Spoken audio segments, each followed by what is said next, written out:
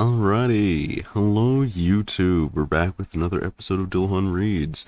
As usual, if you enjoy the content, make sure you subscribe and ring the bell so you get notifications whenever it comes up. Patreon listeners do get early releases on the episodes. And make sure you comment down below if you hear anything interesting or want to ask a question about what was read. So we'll go ahead and get started. We're still in the chronology section, so we're working about, I want to say a good 500, 700 years in the past of the current Eorzea in Final Fantasy XIV. Circa year 1190 in Ul'dah history, after their triumph over Silde, emissaries from a thriving Ul'dah board Limson-built ships and set sail for the Near East to establish trade. Meanwhile, with the expansion of maritime trade, the number of Ul'dah merchants taking the land-based eastern trade routes begins to decline, and Alamigo struggles to sustain itself on meager tolls. Circa year 1200, in Laminsa, piracy enters its golden age, and raids by Laminsan corsairs on merchant ships laden with Ul'dah riches are the order of the day. In Ul'dah history, Ul'dah merchants began arming their vessels to protect their livelihoods on the open sea, but struggled to fend off the Limsan pirates in their superior nautical aptitude. In 1221 in Limsan history, the pirate king Mistbeard appears on the five seas, his face concealed by a ghastly mask as he unifies several pirate bands under his flagship, the Har. His legend grows as he and his crew plunder the seas with impunity. In 1224 in Ul'dah history, Sossagon III is imprisoned and ousted as ruler of Ul'dah in a political coup. Baldric Thorn is crowned sultan, marking the beginning of the Thorn dynasty. In 1249, Mistbeard is reportedly slain at sea in battle with an armed merchant vessel from the near eastern city of Radzat-Han. In 1251, also in Limsan history, a wealth of treasures is plundered from a Radzat-Han argosy, giving rise to the rumors that Mistbeard is alive and well. Time and again, the pirate king is reported as dead, only to resurface, leading many to believe the man immortal. In 1267, in Ul'dah history once again, Baldric Thorn's only daughter, Edvia, disappears from the palace. Fearing the worst, the Sultan orders a citywide search for the princess. The Sultan's sworn eventually discover Edvia with the assistance of a young girl of low birth. The incident would later be remembered as the national holiday, Little Lady's Day. In 1270 in Ul'dah history, Ul'dah relocates its capital atop the ruins of fallen Silde, and in 1272, the enslaved Hecatonchire giants of Copperbell mines revolt against their masters when the enchantments on their helms wear off, and the miners force a cave-in of the lowest depths to seal the giants within. The mine is shuttered under the pretense that its veins have run barren. In 1289 in Ishgardian history, Lady Renette is canonized by the Holy See a century after her death. Unpopular with the clergy for having abandoned her duties as a dragoon at a young age, she is beloved by the common folk for having devoted her life in service of the poor and downtrodden. The See elevates her to sainthood in what is widely seen as an attempt to distract the public from corruption within the church. In 1311 in Charlayan history, scholars of Charlayan establish a research outpost in the Dravanian hinterlands for further observation of the ethereal sea. In 1313, Charlayan enlists the service of Alamigan mercenaries to subdue the beasts that roam the hinterlands and ensure the safety of their outpost. In 1316, a Charlayan survey team discovers a vast system of subterranean caverns beneath the Dravanian hinterlands. They commence construction of an ethereal observation facility, the precursor to the Anti-Tower. In 1322, in Gridanian history, the creeping death strikes, spreading rapidly among the Hur of Gridania. By 1327, an alchemist sent from Ul'dah develops a cure for the creeping death. Though the spread is contained, the Huron population is left decimated by the disease, drastically transforming the racial makeup of the city. 1353 is an era of many changes, starting in Ul'dah history. Waves of undead pour forth from the Sildan waterways beneath the city. Responding to a series of zombie attacks across Thanalan, the Sultanate approaches their theretofore enemy, the Imal-Jah, with a proposal to join forces against their common foe. The Imal-Jah, eager to cleanse their sacred land of the foul corpses, accept the offer, and Zaharak is established as a joint garrison. Meanwhile, in Gridania, Ohakpota passes away peacefully in meditation at the age of 272. To the end, he showed no signs of sickness, and is believed to have died of old age.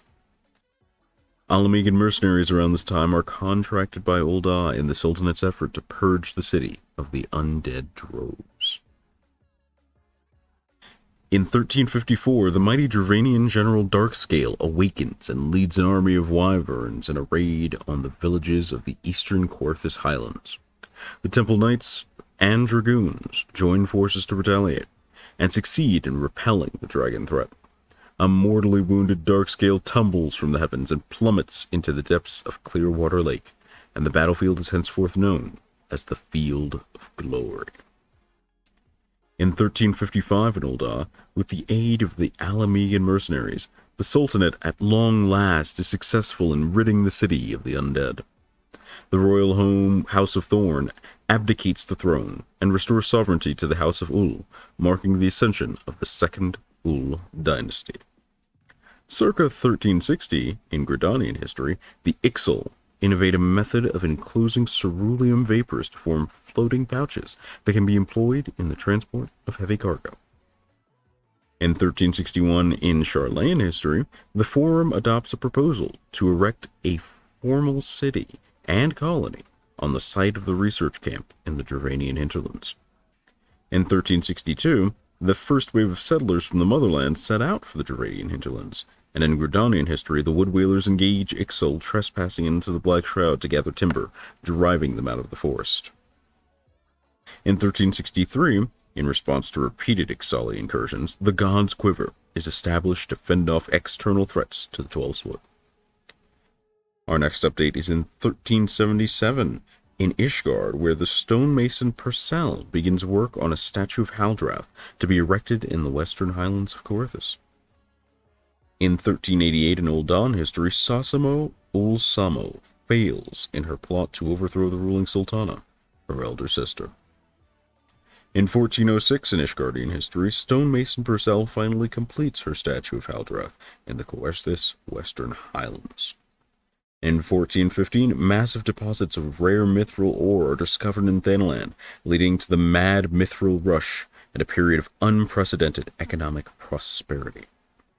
Circa around 1420 in Gridanian history, meanwhile, the Ixal, having made significant advances in their air bladder technology, invent the first dirigible.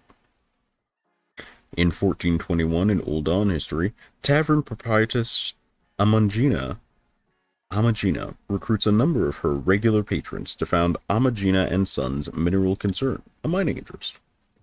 In 1429 in Limson history, the Blacksmith's Guild is established, that the laments and art of smithing may be preserved and its traditions passed down to future generations. Circa 1440 in Gridanian history, the Ixal, through technological advances and careful study of the winds, succeed in devising a means to steer their dirigibles at will, though this capacity is limited to certain seasons. They begin outfitting their craft with armored plates for use in battle. In 1451 in Gridanian history, the citizens of Gridania incur the ire of the elementals of the Black Shroud, awakening the Green Wrath. A number of their elderly offer themselves in sacrifice to expunge the wood sin, sparing the people expulsion from the forest. In 1466 in Ul'dah history, meanwhile, the Goldsmiths Guild of Ul'dah adapts advanced clockwork mechanisms to fashion the first Mehmet, a living puppet. The prototype Mehmet is named Mnejing. Time marches on, and in 1468, King Manfred abruptly asserts his sovereign right to the East Shroud, dispatching General Gilbert and his men across the Villadne River to seize Gridanian territory. The incursion marks the outbreak of the Autumn War in Alamegan history. In the same year, Vainkilon Whitewater, a decorated pikeman, is appointed as supreme commander of the Gridanian forces and leads his troops into battle with the Alamegan invaders at Fine Sand Banks. The battle ends in a stalemate between the two parties, and Vaincolon forms a defensive line at 9 Ivies to stem the advance of the Alamagan army. Vaincolon perishes from a sudden illness later in camp. Osborne, his second, assumes command, abandoning Vaincolon's defensive position and leading the Gridanians in a frontal assault on the Alamagan forces. General Gilbard ambushes the Gridanian troops en route to Feinsand, surrounding and spilling the blood of the Gridanian column with 6,000 men. General Gilbard thrice deflects the desperate advances of Commander Osborne. In addition to capturing Osborne and scores of his officers, Gilbard's army also seizes possession of Claustrum, the Seedseer's legendary staff. The First Battle of Tenochtitlan concludes with a decisive Alamagan victory. In 1469 in Old On history, meanwhile, the thaumaturge Kukuruka Tataruka is found guilty of practicing forbidden magics and imprisoned in the Marasaja pit. In Gridanian history once again in the same year, however, the nations of Ishgard, Ulda, and Limsa Laminsa send reinforcements to Gridania, and their combined forces deal a crippling blow to the Alamagan army at East End.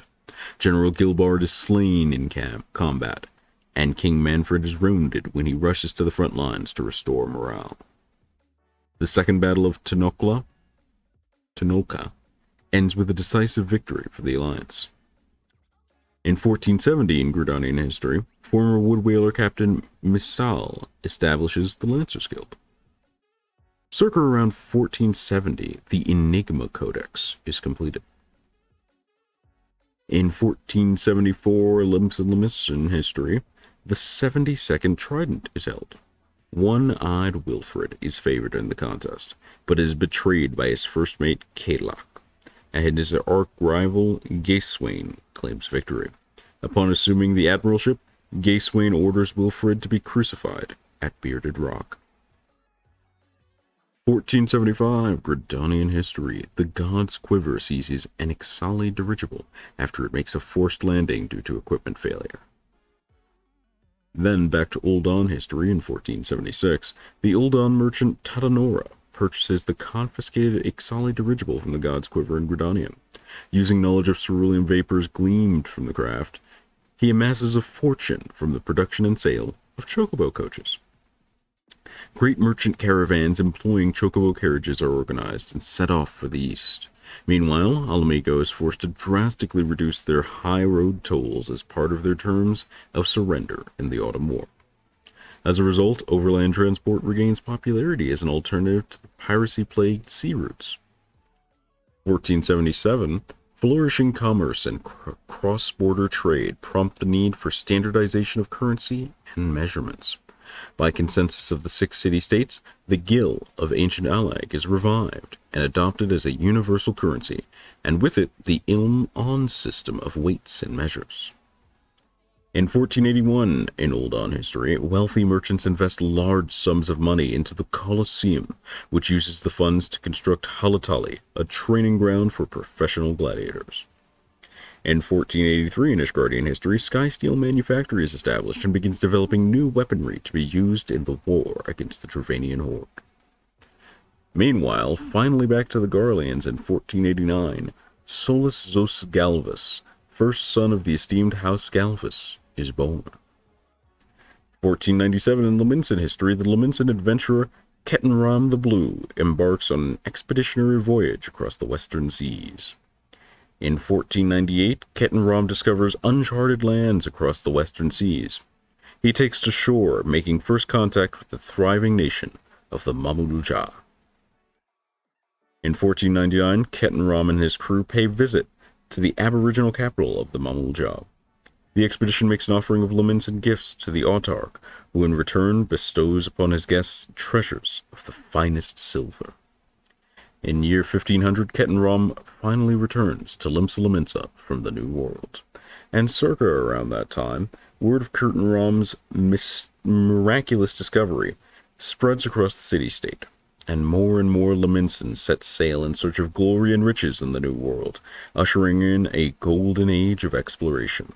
These voyages are met with difficulties, shipwrecks in the rough western seas, ambushes by the Sahagan of the Indigo Deep, and the docks and alehouses of the capital are abuzz with tales of fortune and woe. In the year 1505 in Garlean history, Solus Zoscalvus enlists in the Republican army at the age of 16. In the year 1513, Solus Zoscalvus's exploits in battle earn him a promotion to legatus at the age of 24. He promptly pushes through reforms which sanction the use of magitech in the imperial legions.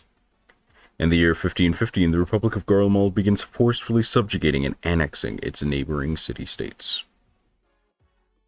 In 1517, in Leminsan history, Limsa Leminsa petitions the Kobold tribes for a peace accord in order to focus their strength on the campaign against the Sahagin and avoid fighting a war on two fronts. At the conclusion of negotiations with the First Order Patriarch, the two parties sign a pact of non-aggression which states, "To man goes the bounties of the sea, and to the kobolds the bounties of the land." The ambiguity of the agreement, however, will eventually invite further conflict. Meanwhile, in Garlean history, his accomplishments having garnered him the undivided support of the citizenry, Solus Zoscalvus is named Dictator, the supreme commander of Garlemald, at the age of 28. The Republic first employs airships in its military conquests, easily conquering the small nation of Dalmasca in a display of terrifying power. Over the coming years, the Garleans seize control over the majority of the northern territories. In 1518, in Leminsan history, in what is commonly known as the Battle of the Indigo Deep, the Knights of the Barracuda and numerous pirate fleets join forces and sail into the Indigo Deep to subjugate the Sahagin, an operation that ends in failure.